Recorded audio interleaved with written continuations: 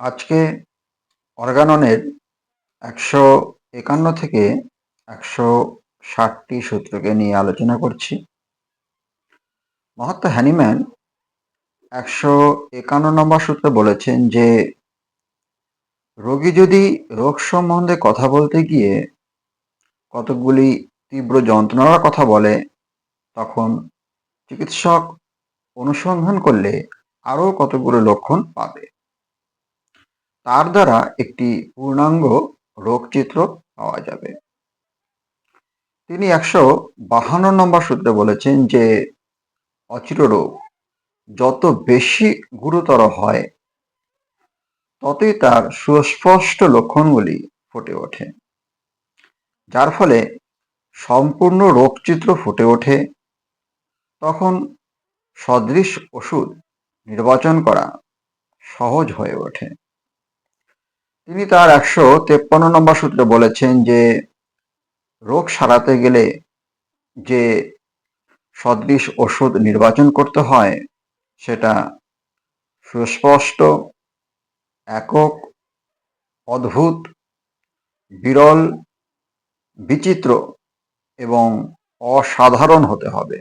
কারণ সাধারণত যে লক্ষণ, যেমন ক্ষুধা হচ্ছে না, মাথা ব্যথা, দুর্বলতা ইত্যাদি, প্রায় সব রোগের ক্ষেত্রেই দেখতে পাওয়া যায়। তিনি ১৫৪ নম্বর সূত্রে বলেছেন যে যে ওষুধে লক্ষণ সমষ্টির মধ্যে সর্বাপেক্ষা বেশি বিরল, বিচিত্র, অদ্ভুত, একক, অসাধারণ লক্ষণ বেশি মাত্রায় থাকবে, সেই ক্ষেত্রে রোগটি বেশি পুরানো না হলে ওষুধের একমাত্রা প্রয়োগে রোগটি সেরে যাবে এবং শরীরে কোনো সমস্যা তৈরি করতে পারবে না।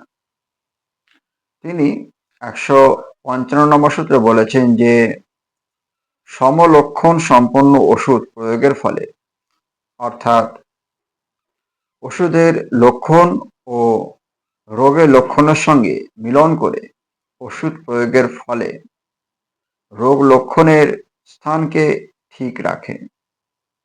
ওষুধের মাত্রা খুব ক্ষুদ্র হবার জন্য ওষুধের মধ্যে যে অনেক লক্ষণ দেখা যায়, সেই সমস্ত লক্ষণের বাজে প্রভাব রোগীর দেহে দেখা যায় না।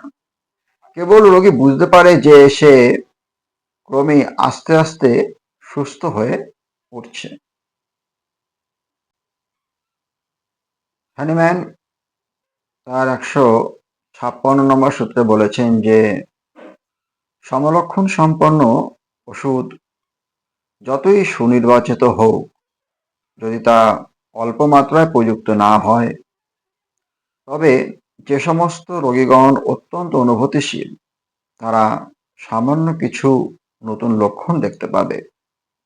তবে তার জন্য চিকিৎসা কোনো প্রকার বিঘ্ন ঘটবে না, রোগী সম্পূর্ণভাবেই সুস্থ হয়ে উঠবে। তিনি ১৫৭ নম্বর সূত্রে বলেছেন যে সদৃশ ওষুধ ক্ষুদ্র মাত্রায় প্রয়োগ করবার ফলে শরীরে কোনো গুরুতর বিশৃঙ্খলা অবস্থা দেখা যায় না। অচির রোগটি দেহ থেকে অপসারিত করে। তবে ওষুধের মাত্রা যদি ক্ষুদ্র না হয়, তবে বেশ কয়েক ঘন্টা রোগের বৃদ্ধি দেখা যায়। এই বৃদ্ধি মূল রোগের সঙ্গে এত মিল দেখা যায় যে রোগী বলে যে তার নিজের রোগ বৃদ্ধি হয়েছে, কিন্তু প্রকৃতপক্ষে এটা মূল রোগের বৃদ্ধি থেকে শক্তিশালী সদৃশ ওষুধজাত রোগ ছাড়া আর কিছুই নয়। তিনি ১৫৮ নম্বর সূত্রে বলেছেন যে মানুষের দেহে আক্রমণ করা প্রাকৃতিক রোগ অপেক্ষা ওষুধের রোগ যদি শক্তিশালী না হয়, তাহলে প্রাকৃতিক রোগকে কিভাবে ধ্বংস করবে। ঠিক যেমন একটি প্রাকৃতিক রোগ সদৃশ অপর একটি প্রাকৃতিক রোগ অপেক্ষা অধিক শক্তিশালী হলে শেষেরটিকে অপসারিত এবং ধ্বংস করতে পারবে। তিনি 159 নম্বর সূত্রে বলেছেন যে অচির রোগের চিকিৎসা ক্ষেত্রে ওষুধের মাত্রা যত ক্ষুদ্র হবে ততই ওষুধ হতে যে রোগ বৃদ্ধি হয় সেই রোগ বৃদ্ধি হবার প্রবণতা ততই কমে আসবে।